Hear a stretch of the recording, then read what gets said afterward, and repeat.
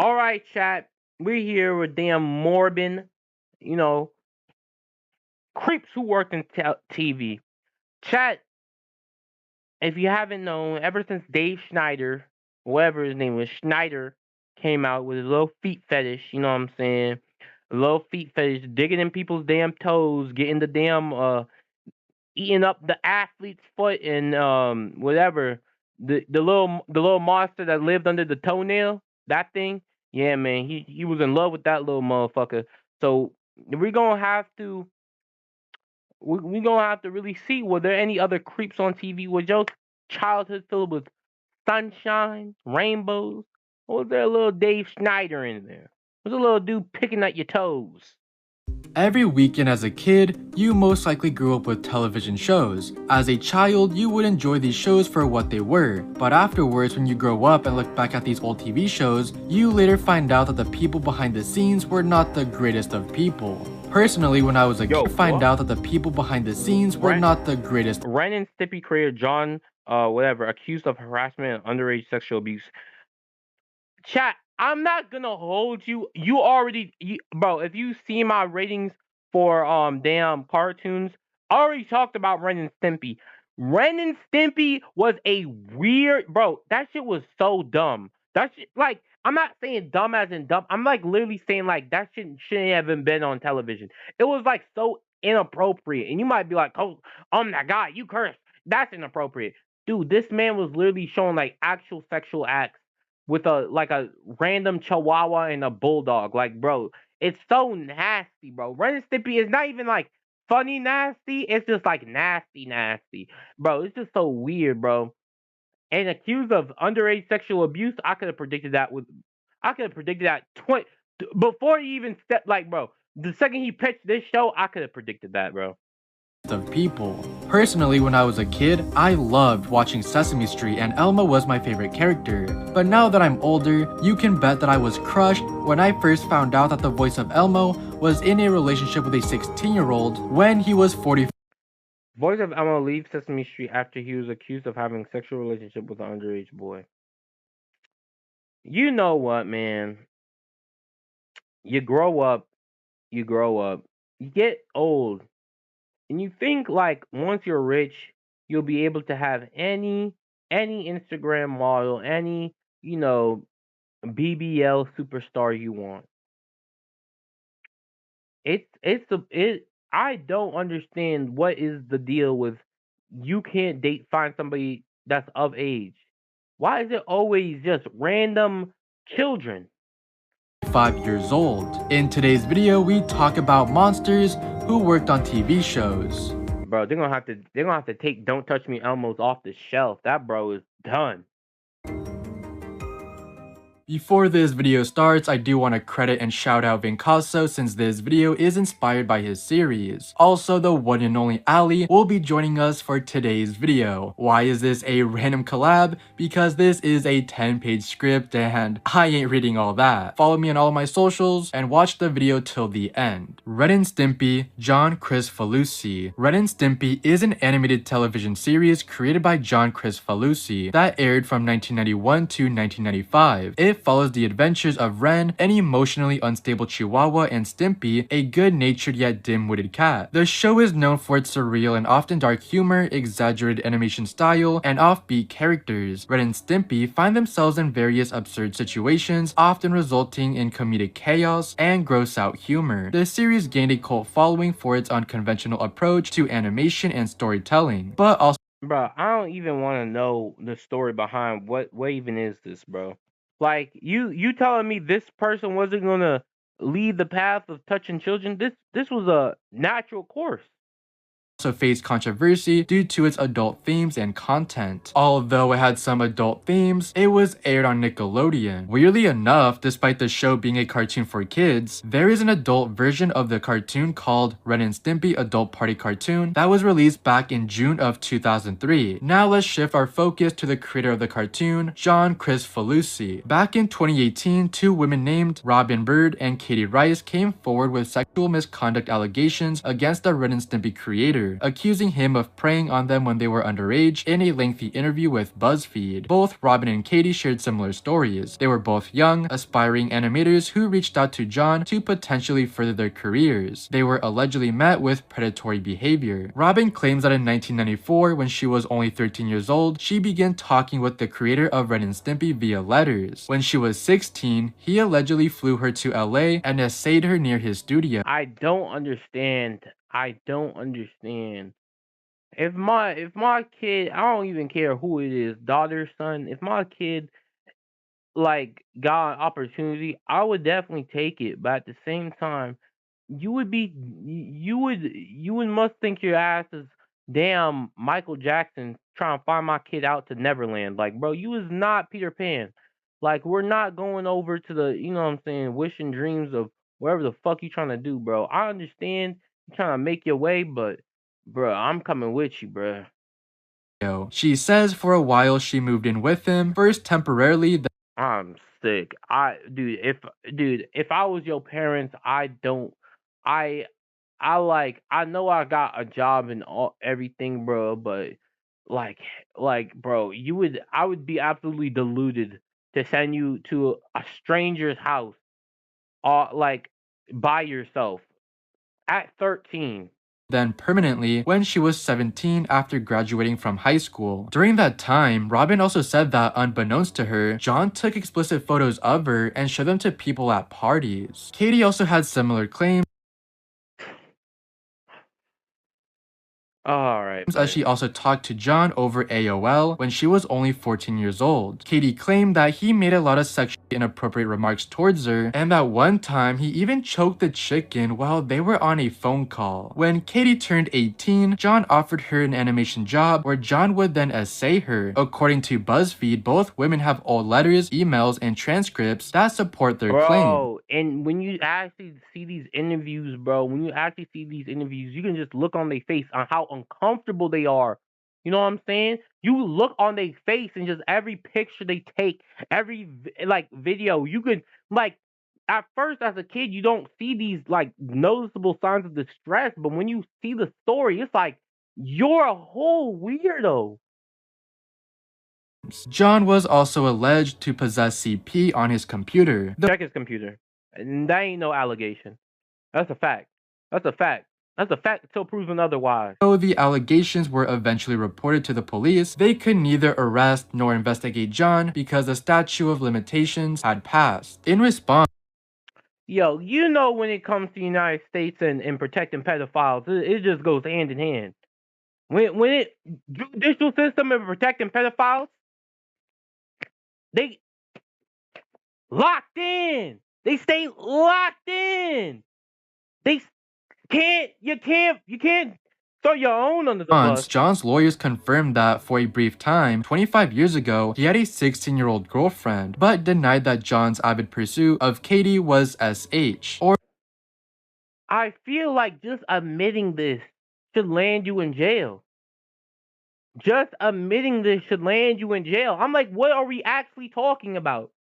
You come to me, the police, and you're like, well, only for a little time. He has a 16-year-old girlfriend, but it's not the same with this 16-year-old girl.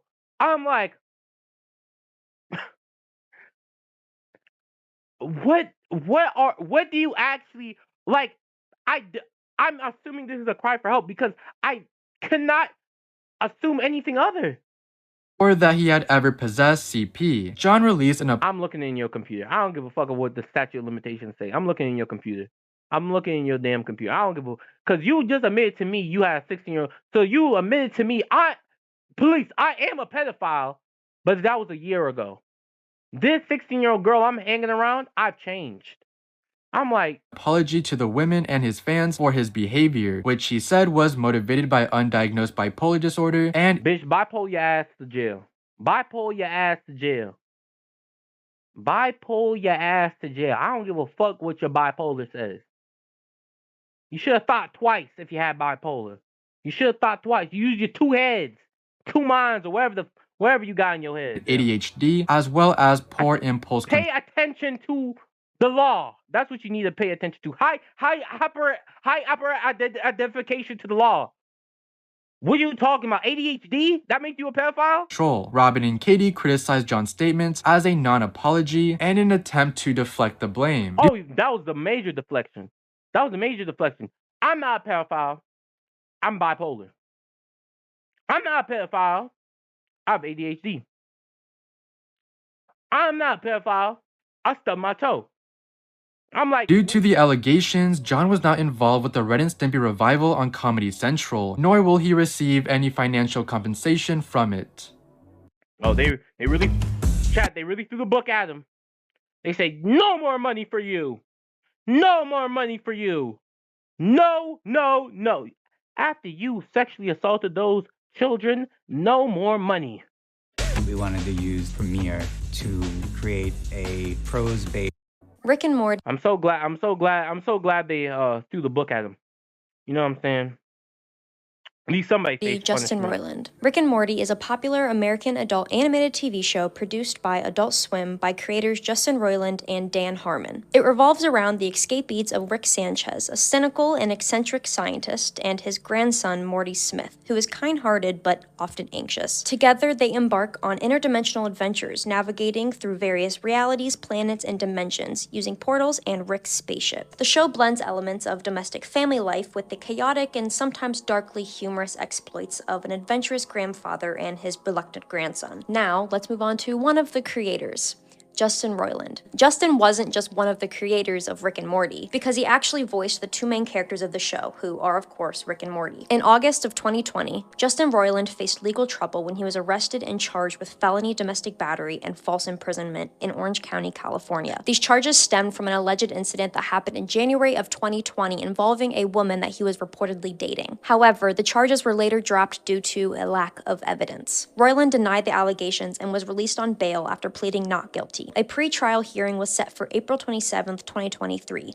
but the details of the case did not become public until January 2023 when NBC News reported on it. Following the announcement of these charges, several individuals came forward with allegations of abuse against Roiland as a part of the Me Too movement. These allegations included claims of predatory behavior towards minors and instances of SH in the workplace. One accusation involved a suggestive message sent to musician Ali Goertz, who was working on a project related to Rick and Morty at the time. As a result of these allegations, Adult Swim announced Roiland's dismissal from Rick and Morty, and his roles would be recast for future seasons. Similarly, Squanch Games confirmed Roiland's resignation from the company. Additionally, 20th Television Animation removed him from other projects, including Solar Opposites and Koala Man. In March 2023, the criminal charges against Roiland were dropped due to insufficient evidence. In response, Roiland expressed his determination to focus on his creative endeavors and restore his reputation. His lawyer also thanked the Orange County District Attorney's Office for their thorough review of the case and the subsequent dismissal of the charges, stating that justice had been prevailed. On September 13, 2023,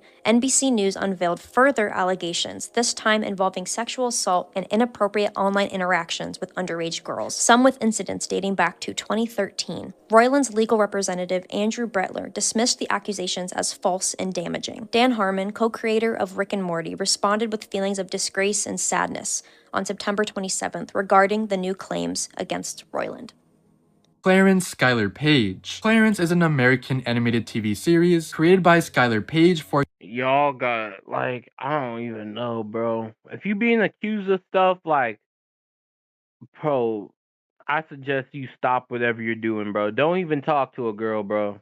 Don't talk to women. Don't talk to anybody, bro.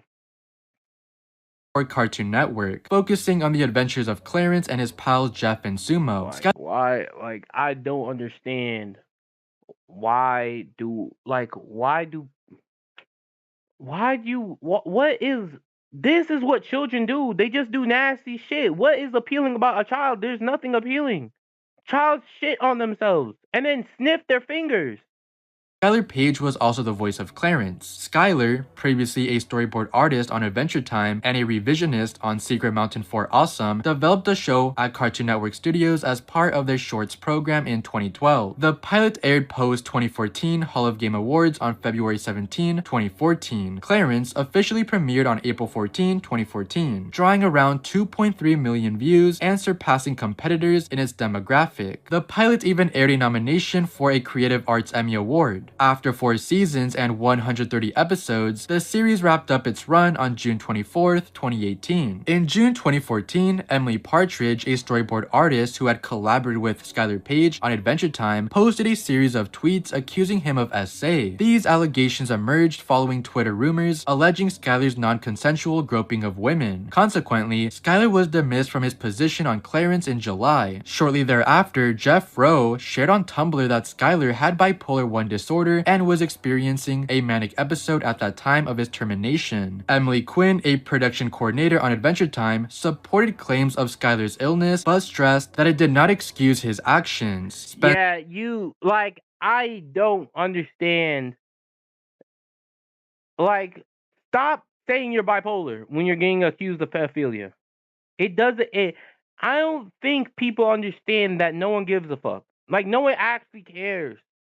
No one actually cares. Oh, I'm bipolar. That's why I had to mess with children. I had to. My mind, it was caught between two polar opposites, women and child. And I leaned towards child. I gave up.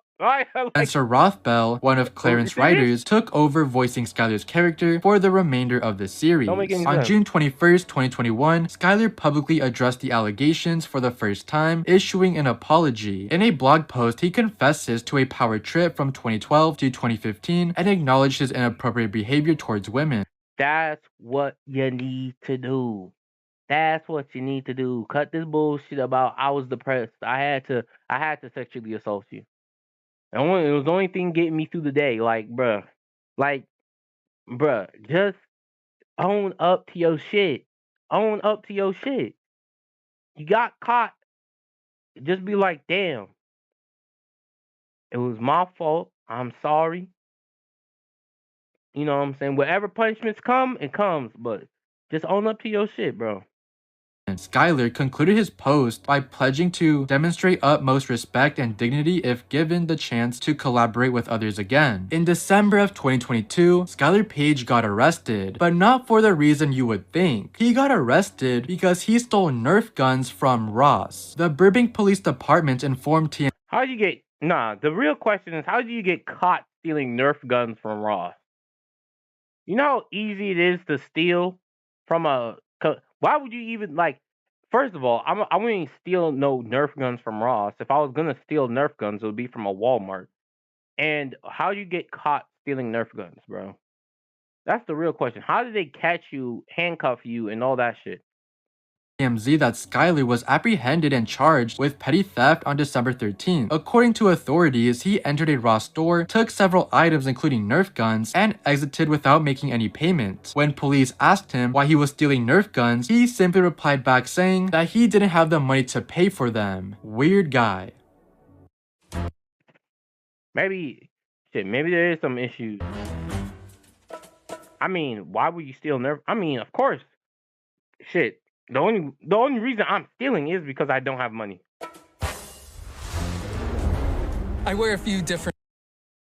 Sesame Street, Kevin Clash. Sesame Street needs no introduction since it's been around since 1969 and episodes are still being released till this day. Elmo Monster is a red Muppet character from this iconic kids TV show who is known for his funny appearance, high-pitched voice, and habit of speaking in third person. Elmo hosts the final segment of the show, Elmo's World, which was previously 15 minutes long before 2017 but is now 5 minutes. Tailored specific. That fish is gonna die, bro. I don't know, bro. I've been watching a lot of nature shows, bro. You gotta put a filter on that mug, bro. You gotta put a filter on that mug. That just having a fish in a jar with water, that's gonna die.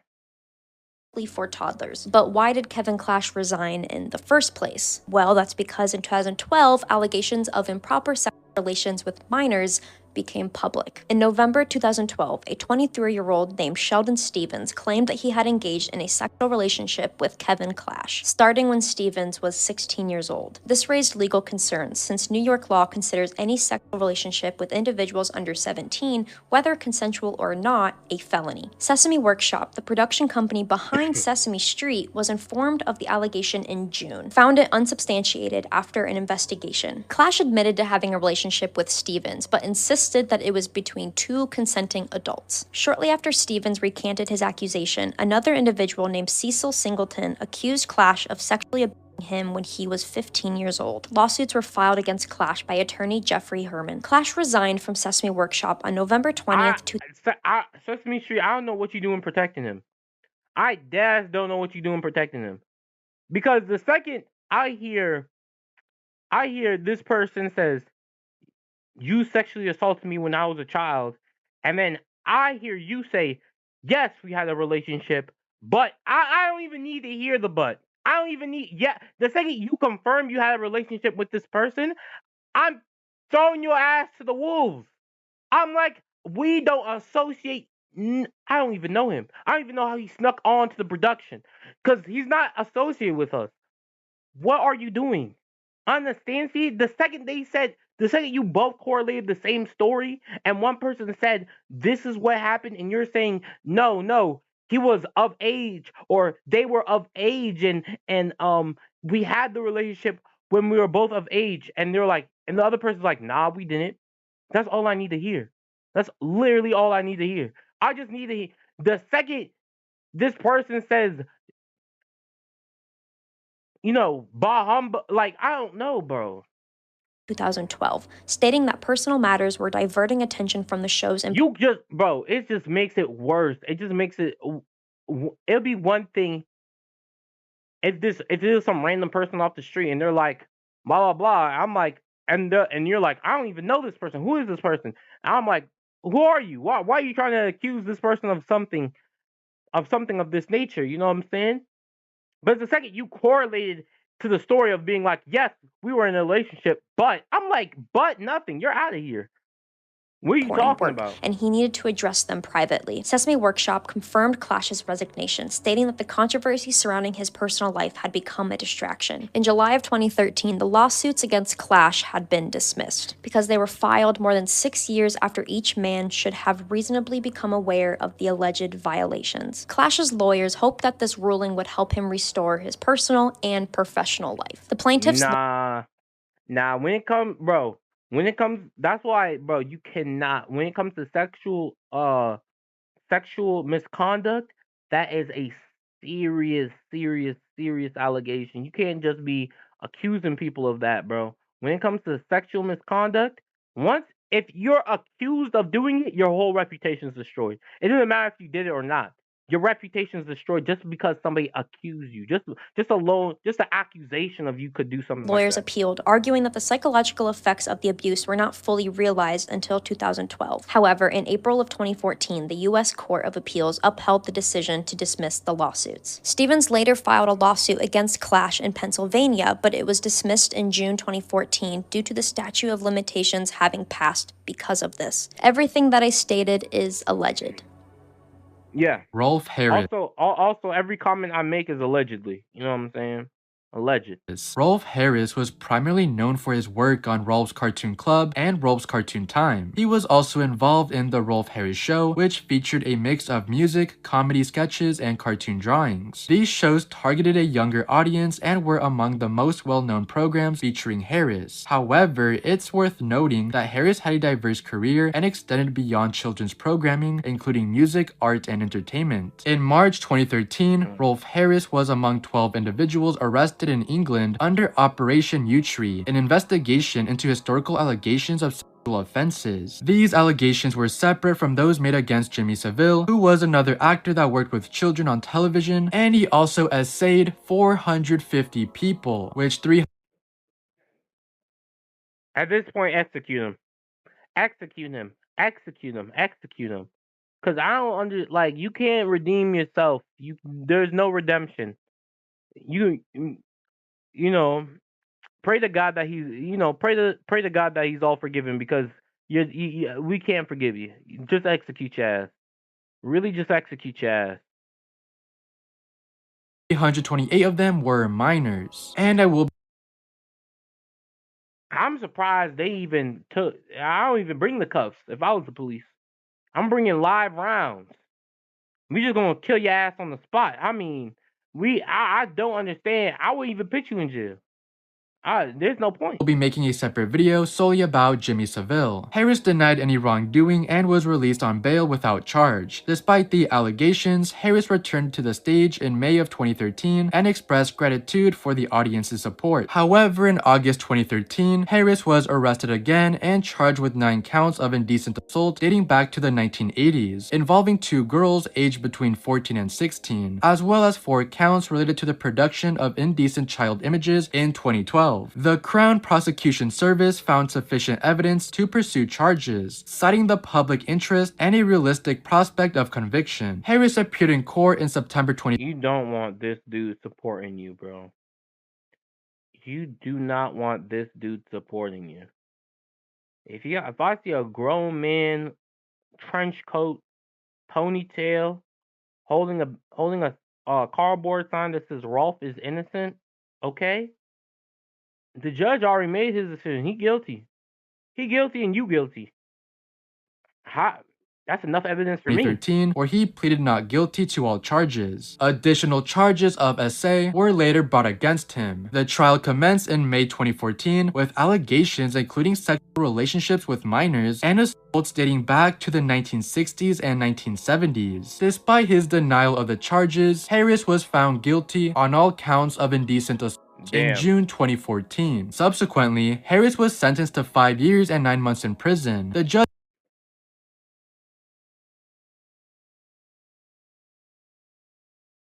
Only in the United States, chat. Only in the U.S. If you murder somebody, you get 25 years to life. Molest a child? Maybe a day. Maybe 24 hours. I mean, the only way they'll have to lock you up for good if you do it right in front of the judge. And that's a good maybe. The judge criticized him for showing no remorse and stated that his reputation had been ruined. Despite complaints about the leniency of the sentence, it was not referred to the Court of Appeal. Harris applied to appeal his conviction but was refused permission in October 2014. He served his sentence in HM Prison Stafford, designated for those convicted of sex offenses, and was released on parole in May 2017 after serving 3 years. Further charges were brought up against Harris in February 2016, but he pleaded not guilty. His trial began in January 2017, and he was acquitted of some charges. However, a retrial was ordered for others, which ended with the jury unable to reach verdicts. One conviction from the initial trial was later Why do we even have a jury? Why do we have a group of people that know nothing about law talking about court cases, bro? I think everything should be decided by a judge. Turned on the grounds of being unsafe, but the other convictions stood after challenges were dismissed by the Court of Appeal. On May 10th, 2023, Rolf Harris passed away at the age of 93.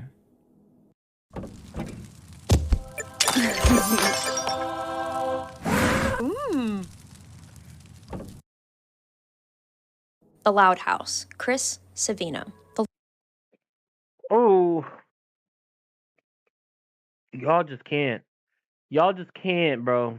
Loud House is an animated TV show. I don't even like the Loud House, bro. But why do people even exist? Originating from the creative mind of Chris Savino. It first aired on Nickelodeon on May 2nd, 2016, centering on the daily chaos experienced by Lincoln Loud, the lone son among 11 siblings in a bustling household. Set in the fictional town of Royal Woods, Michigan, which draws inspiration from Savino's own hometown of Royal Oak. The series was initially presented to Nickelodeon as a 2-minute short film. As part of the animated shorts program in 2013, production commenced the subsequent year. Drawing from Savino's personal experiences of growing up in a large family, the show's animation style is heavily influenced by the aesthetics of newspaper comic strips. Since its premiere, The Loud House has consistently garnered impressive ratings, quickly rising to become the highest-rated children's animated series on American television within its first month of airing. The show was basically SpongeBob 2.0 when it came to its ratings. On October 17th, 2017, Cartoon Brew published a report revealing that Chris Savino, the creator of The Loud House, had been suspended by Nickelodeon following numerous allegations of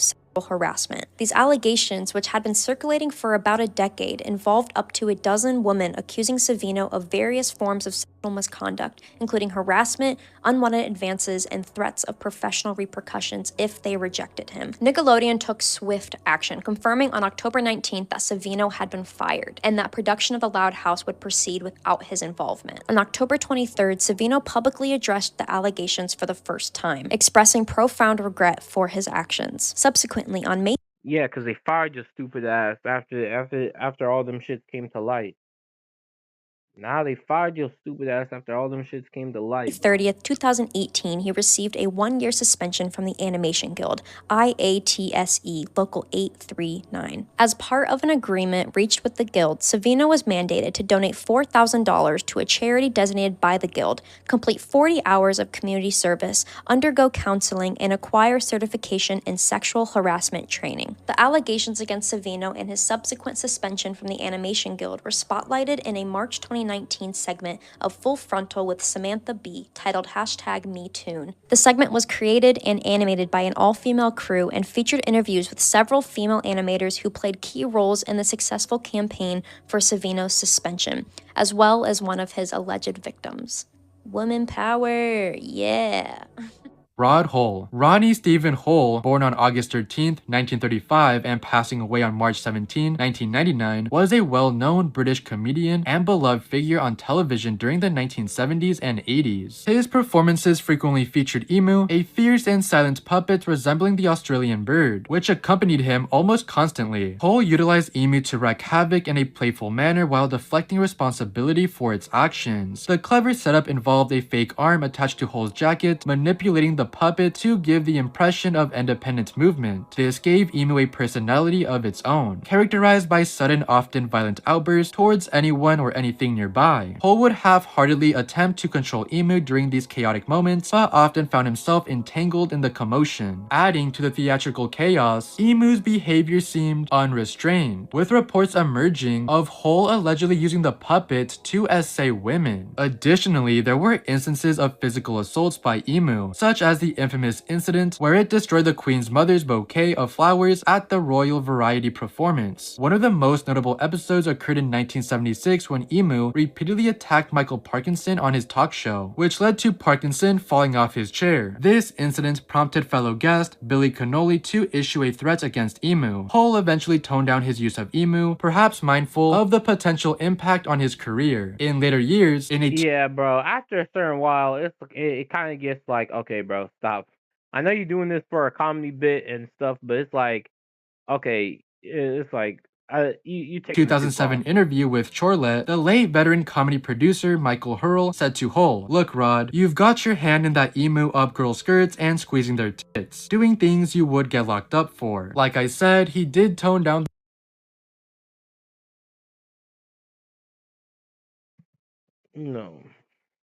the use of Emu, but he was definitely wilding with that puppet, which is just weirdo behavior.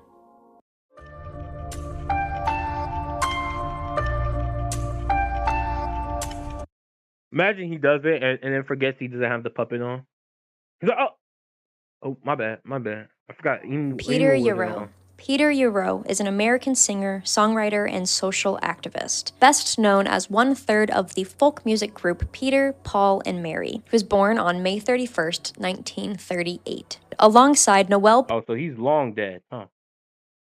1938. I think that's when dinosaurs roamed the earth or something. Paul Stuckey and Mary Travers. The trio rose to fame in the 1960s with their harmonious renditions of popular folk songs and their own original compositions. Their music often carried messages of social justice and activism, contributing to the soundtrack of the civil rights movement and other progressive causes. Beyond his music career, Euro has remained active in social and political advocacy, using his platform to promote peace, justice, and environmental conservation. Puff the Magic Dragon is a half-hour animated TV special adapted from the famous song of the same title popularized by the folk group Peter, Paul, and Mary, originally broadcasted on October 30th, 1978 on CBS. The special includes Burgess Meredith providing a voice for the titular character. Following its success, 2 sequels were produced: Puff the Magic Dragon in the Land of the Living Lies in 1979 and Puff the Incredible Mr. Nobody in 1982. By what I just told you guys, Peter Yarrow is a great guy. But in 1970, Peter was convicted and served 3 months in prison for taking improper liberties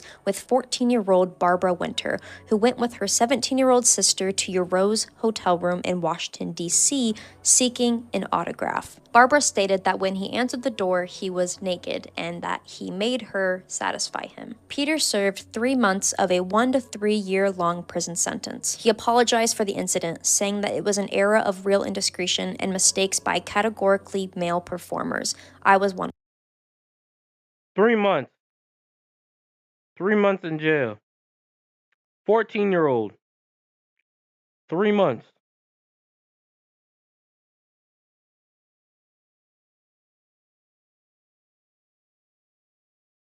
Oh, a 17-year-old. My bad. A child. Still a child, bro. 3 months. That's all it took. Like I said in the United States, man. United States, just make sure to not rob from the rich, and you'll be good. Of them. I got nailed. I was wrong. I'm sorry for it. Yarrow was granted a presidential pardon by Jimmy Carter on January 9th. God protect your own, you know what I'm saying? God protect your own. So he didn't even serve the 3 months. He just whoops. You know what I'm saying?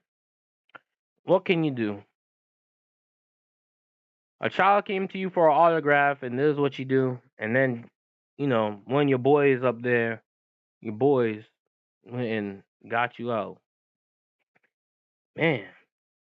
19th, 1981, the day before Carter's presidency ended. For decades, Peter avoided any mention of the assault. But by the early 2000s, it became a campaign issue for politicians he supported. In 2004, U.S. Representative Martin Frost of Texas, a Democrat, canceled a fundraising appearance with Yarrow after his opponent ran a radio advertisement about Peter Yarrow's offense. In 2013, Republican politicians in New York called on Democratic congressional candidate Martha Robertson to cancel a scheduled fundraiser with Peter. And in 2019, he was uninvited from a folk music festival when the organizers were informed of his conviction. In May of 2021, the Washington Post wrote that Yarrow's pardon by Carter, perhaps the only one in U.S. history, wiping away a conviction for a sexual offense against a child, escaped scrutiny when it happened. It was granted just hours before the American hostages in Iran were freed, which captured headlines for weeks. The same article details other allegations against minors with Peter Yarrow.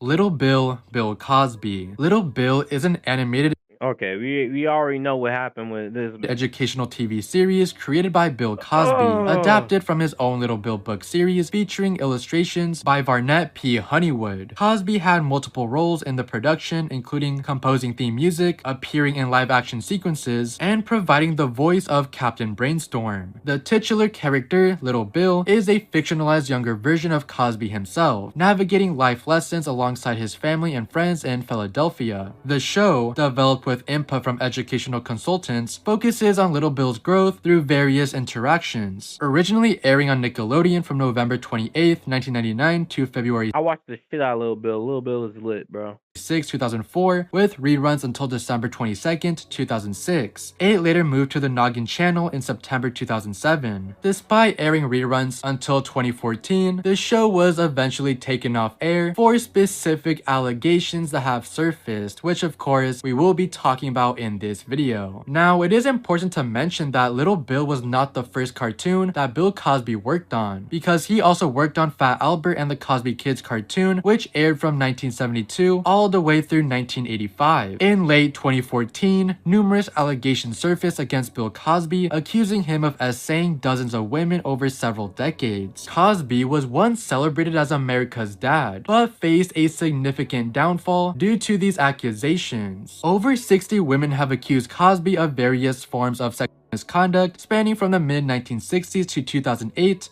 across multiple states in the US and one Canadian province. The allegations gained widespread attention following a stand-up routine by comedian Hannibal Buress, who publicly referenced Cosby's alleged misconduct. Consequently, many more individuals came forward with similar accusations against Cosby. Despite maintaining his innocence and denying the allegations, Cosby faced severe consequences. Numerous organizations cut ties with him, honors and awards were revoked, and reruns of his television shows were pulled off the air, which included the end of Little Bill reruns. While most of the alleged incidents occurred outside the statute of limitations for criminal charges, Cosby faced civil lawsuits. In one case, criminal charges were filed against him, leading to his first trial in 2017, which ended in a mistrial. However, Cosby was found guilty of aggravated indecent assault in a retrial in 2018 and subsequently sentenced to 3 to 10 years in prison. His conviction was later overturned by the Pennsylvania Supreme Court in 2021 due to an agreement with the previous prosecutor. Despite his release from prison, Cosby faced ongoing legal challenges. In 2022, a civil suit filed by Judy Hutt in California resulted in a ruling in her favor, with Cosby ordered to pay compensatory damages. Additionally, in 2023, 9 more women filed essay lawsuits against Cosby, indicating the continued fallout from the allegations against Bill Cosby. Thank you for watching till the end of this video. Alright, chat, man. You know what it is, man. If you like the video, subscribe, follow, you know the deal.